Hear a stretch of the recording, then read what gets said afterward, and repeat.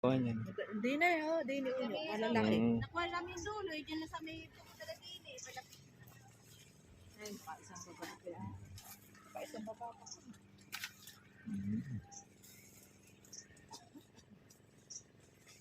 Sakali makakuha ng pito pa ya.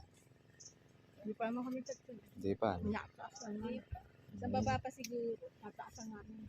Sa baba pa yan. Kaya wala pala, lang pa yan. Para mo lang ipa. Okay.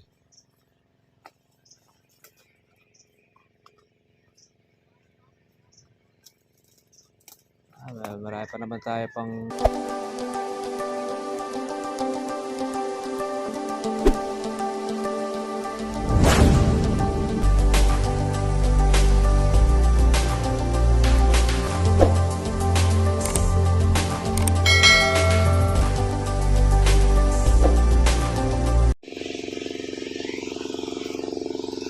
Good morning po sa inyo mga ka-trivia at welcome po sa aking YouTube channel. Kamusta na po kayong lahat? Tayo po ay nagpapatubig po tayo sa ating pong kalamansi. Matapos po natin nasabugan ng ating organic fertilizer, tayo mga ka-trivia naman, patubig naman po ang ating pong trabaho. Itong maghapon, halos kulang 3 araw tayo nagpapatubig dito po sa ating kalamansian. Ngayon siguro baka medyo mapapaaga tayo ng konti dahil hindi na po siya halos sa tigang kumpara mo noong una. Pero ganoon pa man mga ka-farmers, medyo matagal pa rin po ang pagpapatubig po natin dahil yun na nga, buhok rin po yung ating lupa at magpapanibago ulit ang mga katribya po ng bulaklak. Kaya matapos po natin siyang mapitasan, ito, tayo po ay mag-irrigation. Kaya gastos mga ka-farmers, alaga, yan ang gusto ng kalamansi natin. Kailangan mapalitan natin yung pong nawala sa kanya at masuporta rin noong ating pong mga buko na, yung pong mga bulaklak ngayon ay eto na, tagtag na sila mga ka-trivia.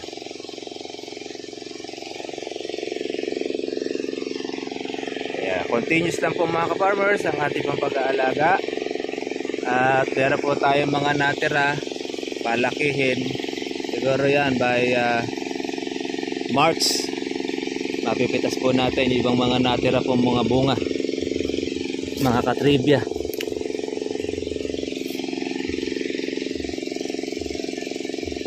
Tubig tayo para po malusaw yung ating organic fertilizer na naisabog sa kanya. Kaya hanggang sa pag-ani na ito, yung ating pataba na ito mga ka-farmers, kaya na niya supplyan yung kanyang bunga saka po yung mga bukong mga maliliit. Kaya maganda, matagal po ang talab po ng ating organic, isa po siya. Kumbaga sa pagkain ay gustong gusto, kumbaga hiyang ito sa ating kalamansi fertilizer natin na ginagamit.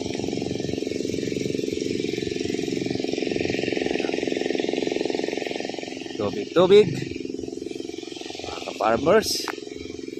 After naman ito, tayo naman po ay mag-i-spray para naman doon sa ating mga buko. To follow up po yung ating mga bunga para naman doon sa mga insekto. Dahil pagka hindi po natin mga ka-farmers ito i-sprayin, masisingitan tayo ng ating kalaban.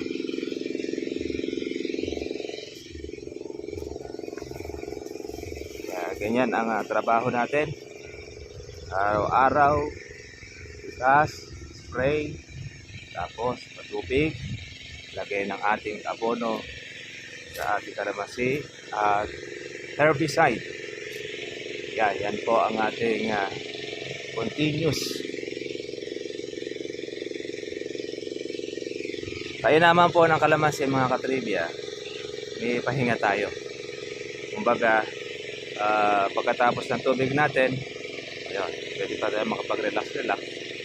Yung ating spray naman ngayon ay every 5 days na lang dahil mga buko na po yung ating mga kalamansi. Yun po pong mga bulaklak. Ngayon, pag magpaparibago uling labas ng bulaklak po ng ating kalamansi, another set na naman po uli ito. Di bale, sa continuous lang po ang bulaklak para continuous po mga ka-farmers sa magiging ano natin. Kung aalagaan ninyo. Pag hindi ninyo aalagaan mga katribya, wala na lang po yan. Sisira po ang putakte yan. At hindi lang po putakte, pati pagpus parami pong mga insektong kumakagat sa ating pong kalamansi. Kaya maintenance lang po yan ng ating pagpapatubig tsaka po ng ating gamot. Pagka hindi po natin ito aalagaan, wala po tayo mga katribya po maaasahan. Tatanda ang puno natin, wala tayong nahaharvest. Kaya sulit po mga katribya yung ating alaga. Yung sinabog natin ng abono nung nakaraang tagulan, na-harvest na po natin siya. Ngayon, yung bulto ng bulaklak nito, sa buwan na po ito ng April saka po ng May. Malalaman po natin kung magkano po ang presyo ng kalamansi.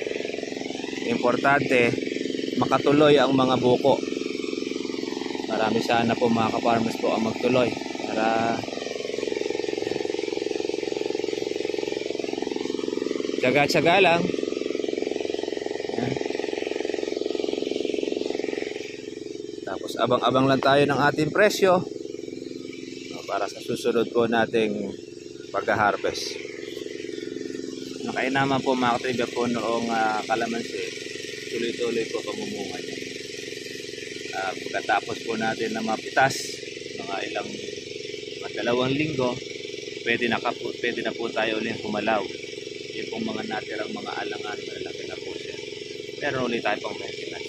Bukod po doon sa pinalalaki natin na gulpi.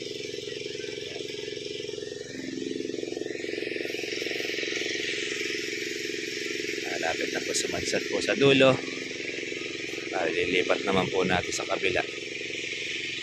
Medyo mabilis-bilis mga ka-farmers ngayon ang agos po ng ating tubig kumpara po noong nakakaraan na matagal. Dahil nakasipsip na po siya ng ating tubig ng kamakailan. Halos sa 1 buwan din tayo na ulit ng pagkapatubig. Kasi mula po noong umulan, napatubig tayo umulan, hindi na po uli na ulit. Ito, pangalawang beses pa lang po natin ito ng pagkapatubig sa ating kalamansi. Kaya nakalibre po tayo ng ilang patubig sa kanya.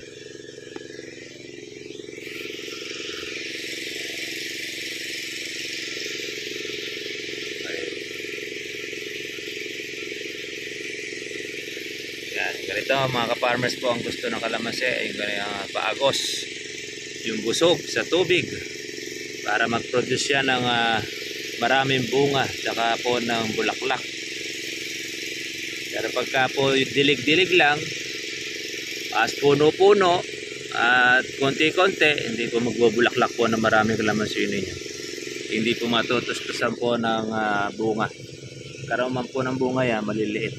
Pero hindi kagaya ng ganitong busog sa tubig, ay talaga masisiyahan po yung kalamansi ninyo sa bulaklak at sa bunga. Kaya wag po natin titipirin ng kalamansi lalo pa sa tag-araw pagdating po sa tubig. Importante yan. Sa tagulan, wala tayong magiging problema, busog sa tubig ang kalamansi. Importante sa tag-araw. Sa tag-araw, diyan po mahal po ang presyo ng kalamansi.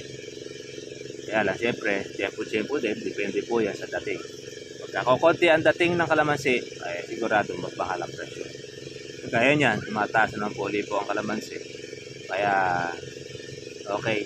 Kaya, bagamat napitas na po natin yung marami nito, iwas na rin po sa magnanakaw.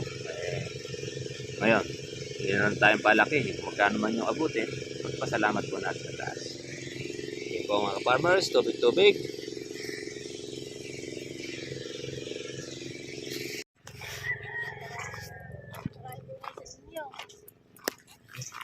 Pitas.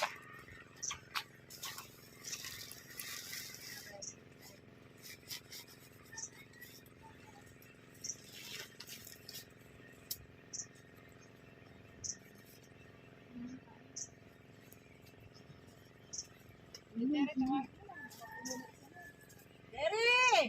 Oo, salin na muna. Dali na! Para may hakot. Gano'n nyo, wag mo na pagawin itong bayabas mo na rin. Napakaraming bunga. Maraming bunga, di naman nahihinog eh. Yan, yung gumagawin lang doon napuputol. Oo, naagad ang ko ah. Maganda, nakadaing bunga. Mm. Pinutol ko nga yung dulo niya para hindi tumayog eh. Doon, nasa kanya lang ano, oh. Mm. Yung mga pupunta sa kalamansi. Pag nahinog ito, kag ganun siya. Sis Bebe, kahit pinakunaan. Saan ba nakuha yan, din eh? Di ba? Alam mo nga, nakakakuha. Nakakakuha kayo na hinog eh. Ako hindi makakakuha dyan. Masarap kayo kung ganito matamis.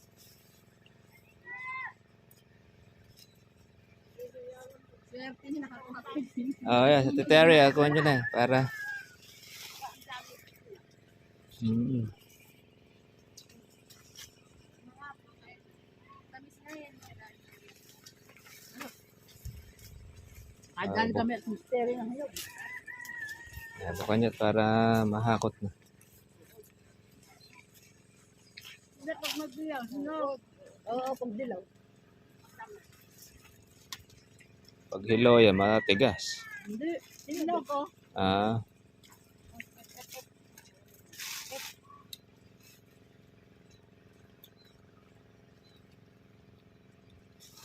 Malalaki yung nadali namin din eh.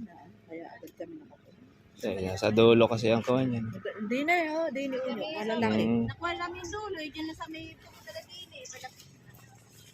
Ayun, baka isang baba na kaya. Baka isang baba pa.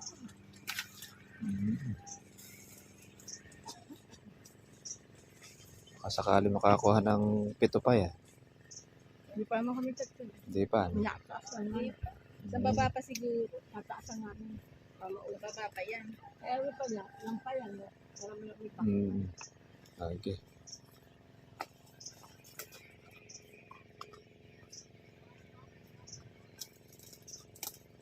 Marami pa naman tayo pang Marso. Meron pa eh. Oo. Yung doon ba sa may doon marami alangan. Doon sa may bandang gitna ro. Mm. Maraming alangan. Mm. Hindi talaga nawawala eh dahil pagka nalilibot ng kawatan yan. Gawin na yan ng Mga madalas March eh. yan. Mm. Ayan, Dali, yung mga, nasukan pa ako, tututos pa ako. Una ka na. mga bukong mga maliliit na ito. Ayan, pangkuhan na yan. Mayo. April, May.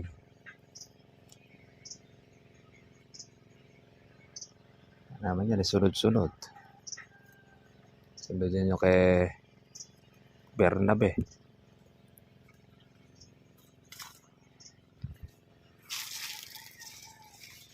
Buti nga't hindi pa ito sinasalaki ng dapurak.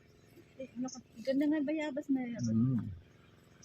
Ang malalaki yan. Tulak mo, malalaki nga yan. Ang bunga yan. Para saan ko ba? Para importe. Dahil mamunga.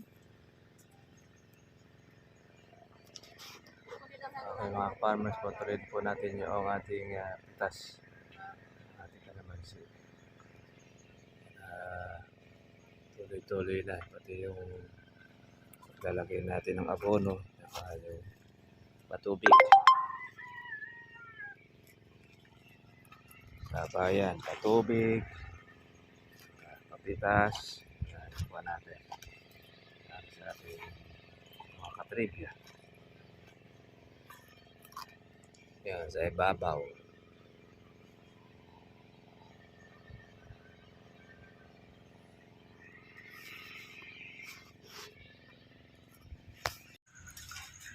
Ito na mga ka-farmers po yung ating pong pitas. 2, 4, 6, 8, 9, 6, 8, 10, siyam, ay 10. Pang labing isa itong ating inog. Yan.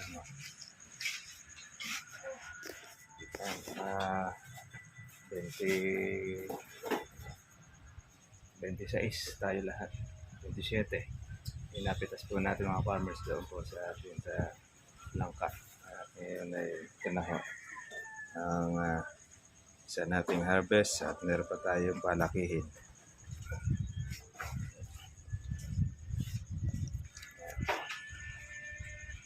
Solid naman po ito at nakahabol din po tayo sa presyo. Ang ating kalamansi. Ayan. Meron pa tayong isang sobra. Sabihin natin po yung ating pagpapatubig. Sige mga farmers, tayo po ay kinakala po tayo bukas para po natin vlog. Hello po. Ayan. Ayan, napagod yung ating mga tagapitas. Shoutout po natin. Nakansa sila, natapos nila yung ating isang area.